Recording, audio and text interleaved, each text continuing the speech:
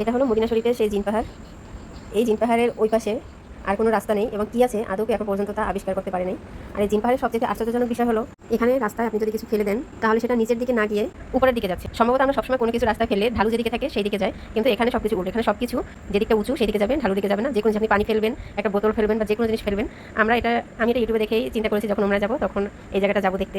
তো সেই জিন পাহাড়ে আসছি, এখানে আমরা চেক করে দেখলাম যে আসলে এই ঘটনা সত্যি কিনা।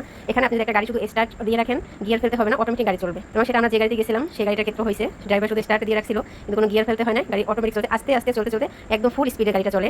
এখানে নির্দিষ্ট কতটুকু স্থান আছে, ওই স্থানটুকুর ভিতরে এমনটা হয়। এই যে দেখেন,